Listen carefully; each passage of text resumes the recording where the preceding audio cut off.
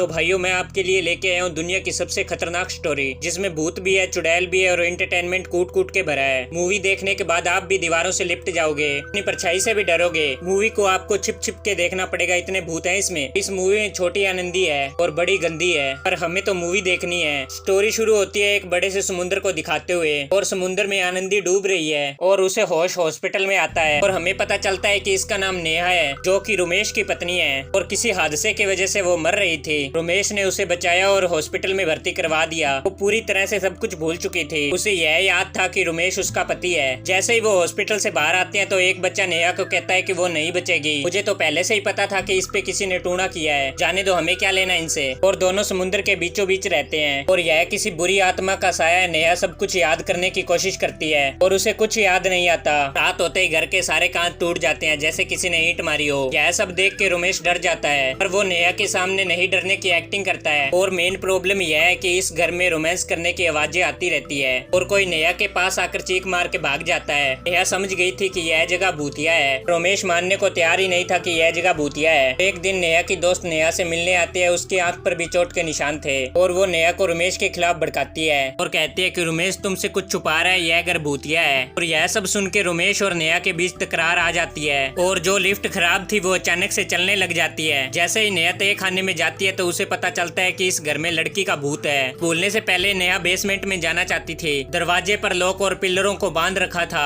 नेहा अपने पति से पूछती है यह क्या है, और वो बताता है कि वो घर को सेफ कर रहा है और पिलर काफी पुराने हो चुके हैं, इसीलिए उन्हें बांधा है। और नेहा को किसी किताब के अंदर भूत भगाने वाला कार्ड मिल जाता है, तो उसे पता चलता है कि उसने 500 यूरो किसी को पे किए हुए हैं और वो हिम्मत करके वहाँ पहुँच जाती है। तो वो बताते हैं कि उस घर से उन्हें एक लॉकेट मिला है और वो भूत भगाने वाले कहते हैं कि इस लॉकेट को जादुई पानी में डाल दो, जिससे आत्मा की शक्ति आधी हो जाएगी। इस लॉकेट से आत्मा जुड़ी हुई थी। जैसे इस लॉकेट को जादुई पानी में डालते हैं तो वो आत्मा इस लड़की के अंदर आ जाती है और लड़की का मुंह बड़ा हो जाता है। और यह सब देख के छानबीन करने वाले डर गए और वो नेहा से कहती है कि जल्दी से इस घर को छोड़ दे, वरना उसकी जान भी जा सकती है। नेहा कहती है कि मैं पता लगा के रहूंगी, चाहे मेरी जान क्यों ना चली जाए। नेहा पूरे घर में कैमरे लगाती है तो उसे पता चलता है कि इस घर में एक लड़की की आत्मा है। वो आत्मा उस कैमरे को अलमारी के नीचे फेंक देती है। अलमारी के नीचे नेहा को एक पुराना पेन ड्राइव मिल जाता है जिसमें रमेश की वीडियो होती है। इसमें साफ साफ दिखाई दे रहा है कि रमेश को भी पता है कि घर में आत्मा है। बार बार पूछने पर रमेश सच बताता है। हमारी फ्रेंड घर आई थी, उसने मेरे साथ गुरछर्रे उड़ाए और इस कांड की वीडियो बना ली और इस वीडियो के वो $50,000 मांग रही थी। मेरा तो सारा काम ही बंद हो गया था, मैं कहाँ से देता पैसे,